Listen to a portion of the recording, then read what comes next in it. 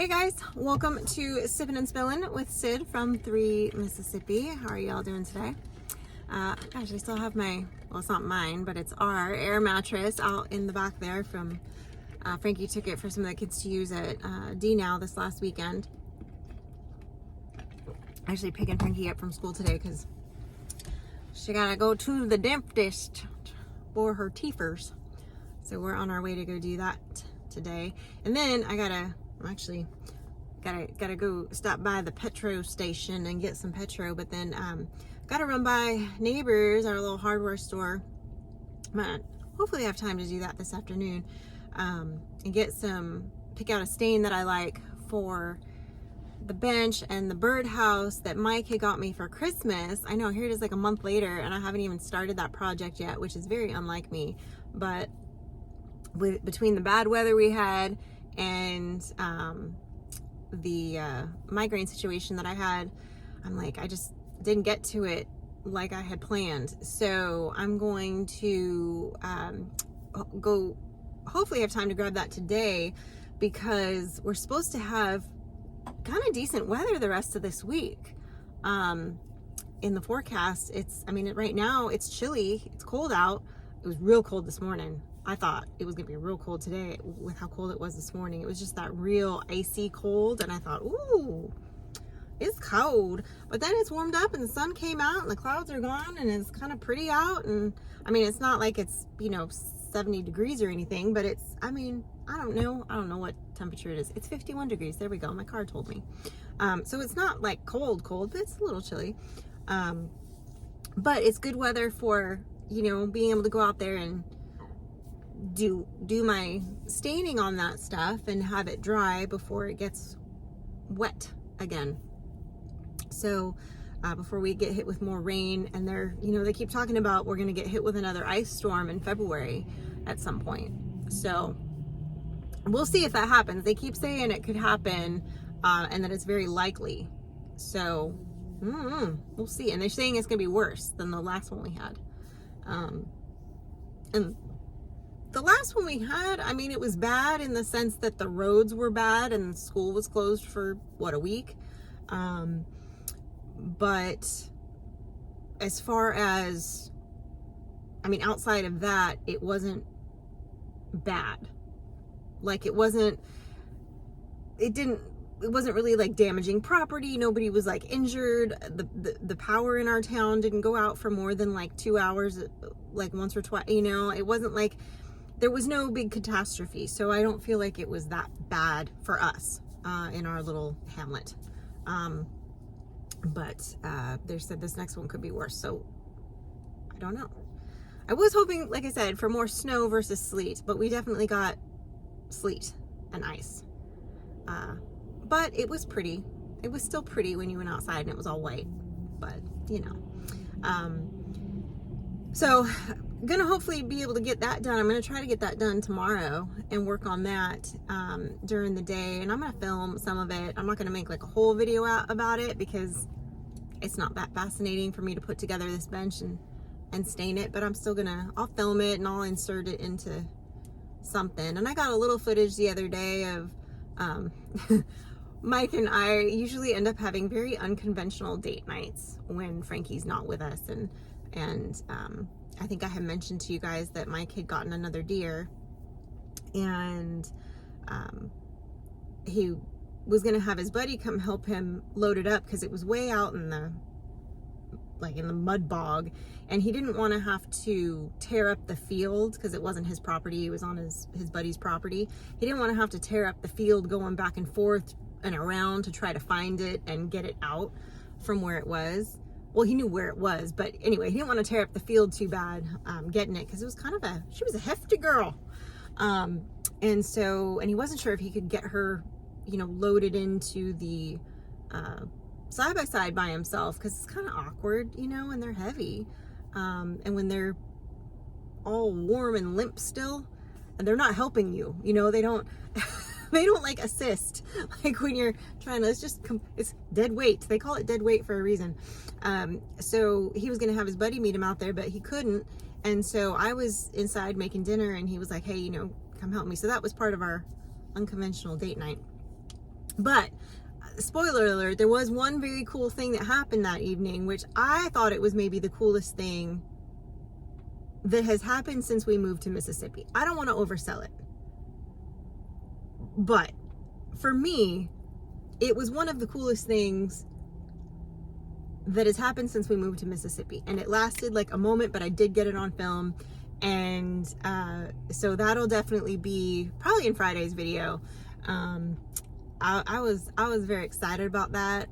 Mike was laughing at me because of my level of excitement of it, because I do tend to get very excited over strange things, and sometimes he's amazed at the things that I get excited or happy over. It's the simple things that I guess I get worked up about that he's like, it doesn't take much sometimes to make you very happy.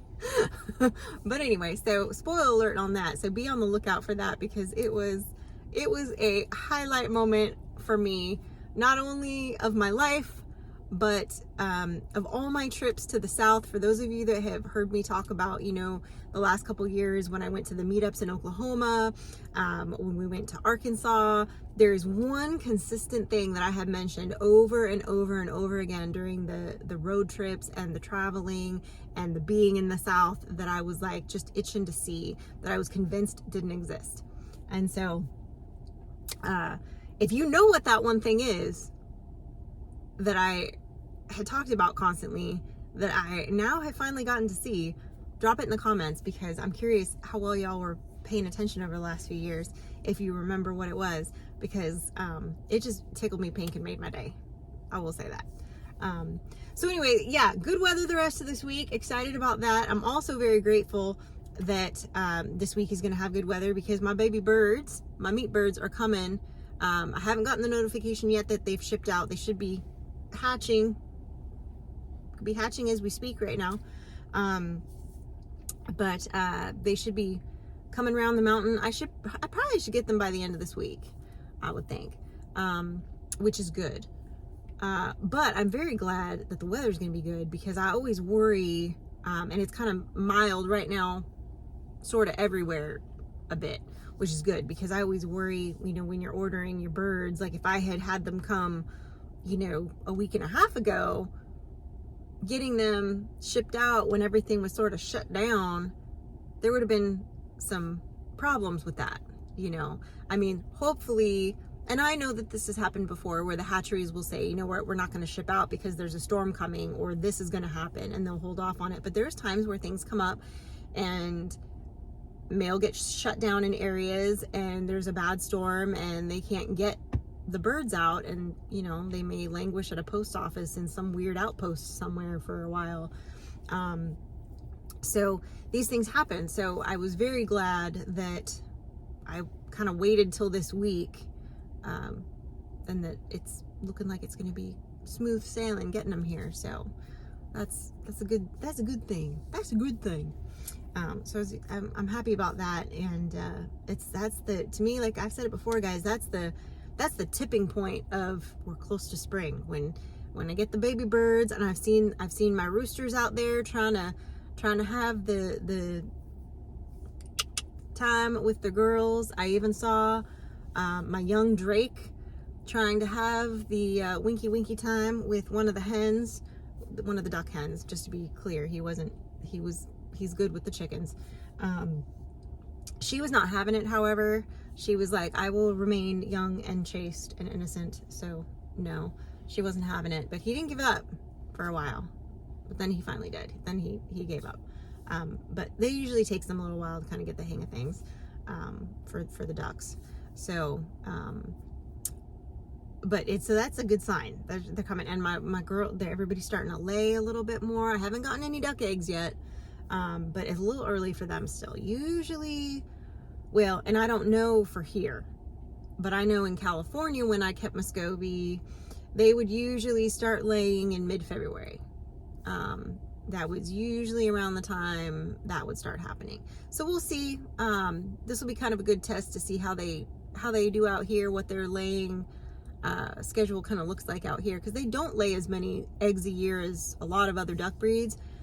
But when they do lay their clutches and they have their ducklings, you know, if you pull their eggs, they'll keep laying, but if you let them sit, they stop laying while they're sitting on a clutch.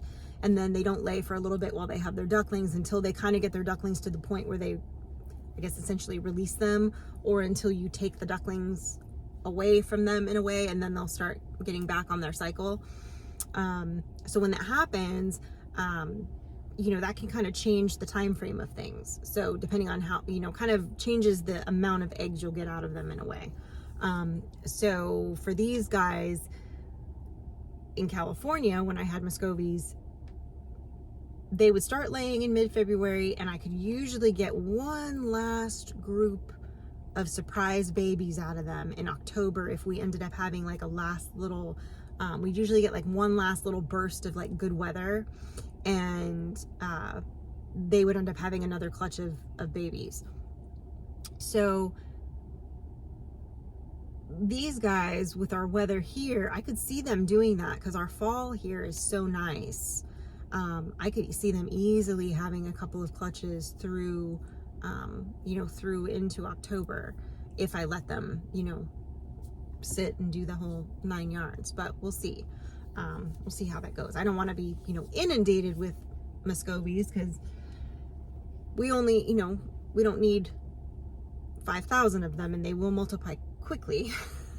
But I will let some of them, you know, and I also want to see like who's a good mom out of this group that I kept, you know, who's good at raising. So, you know, and kind of get an idea of who's who, of who I really want to keep as my breeding girls. And then I may toss the others if they're not as good, you know, if they're not as prolific layers, if they're not as good of moms. There's a bird I'm hearing in a tree somewhere. It almost sounds like it's under the truck, hooting and hollering. Anyway, it's just distracting as I'm talking about birds. But anyway, so we'll have to see about that. But they are starting to make their advances on the ladies. So that is a good sign. And my girls are starting to lay. My chicken hens are starting to lay again. They're coming out of that winter funk. And a lot of these guys are first year layers. You know, they were ones that I had gotten later in the season. So when they came at point of lay, it was right when the time change happened, and it just messed them up. So I kind of got a little messed up with, you know, them being, you know, missing out on their first little bit of lay, which I'm also like, well, their first molt is going to be interesting then too. I think their whole first 2 years is going to be kind of messed up, but it's fine. So we'll have to see how you know, I didn't get any, well, let me preface it with this. I didn't order any more laying hens, and I have no plans to incubate any of my laying hens eggs currently.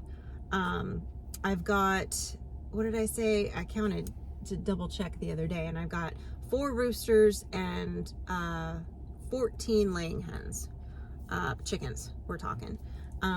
So, which is a decent amount, but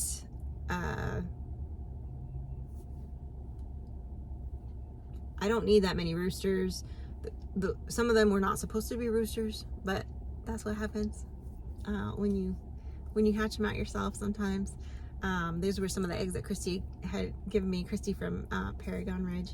And they're beautiful birds and they're sweet, but I got, you know, a couple of those roos that I'm like, I don't need. And unfortunately, the girls, I didn't get any girls out of that batch, and the boys that made it, I don't need the boys. I'm hanging on to them for now, just because, you know, with Rico, our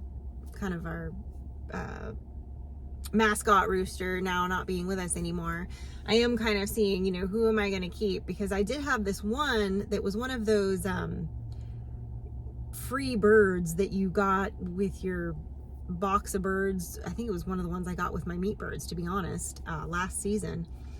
So this bird is like, you know, a year old, and it actually, I think it was even older than that, because I think it came with some of the barred rocks, I think, that I had gotten. No, that's not right. What did it come with? I don't remember. I think it was with some laying hens that I had ordered. Yeah, it was when I got my Americanas and whatever, like last year, I think. Anyway, I can't remember when I got them. I'd have to go back and look. Maybe it was later than that. Maybe it was April. Anyway, that's neither here nor there. But I feel like I've had this bird for an infinity amount of time. And this bird stayed this big forever.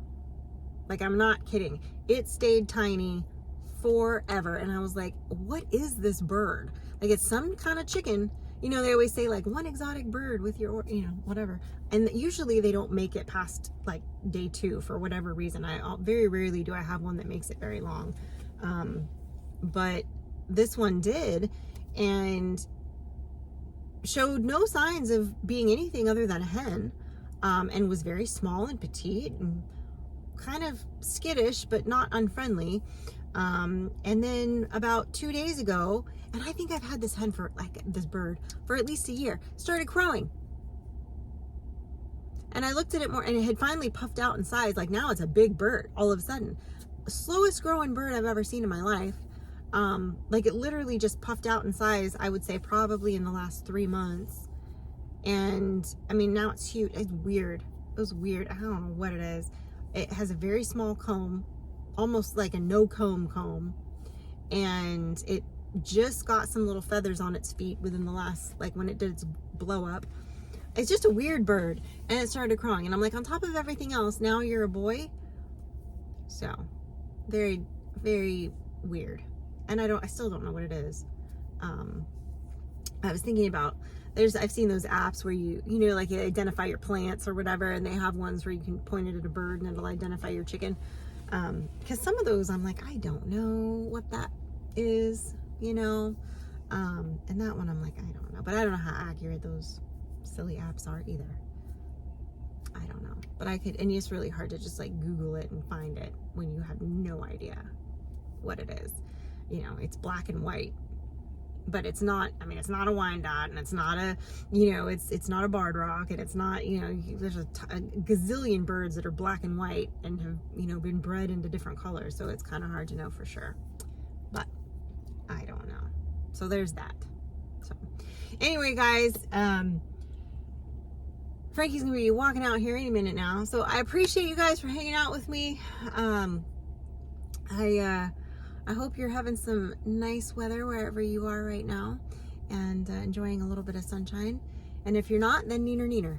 So anyway, stay blessed, guys. And as always, safety's off.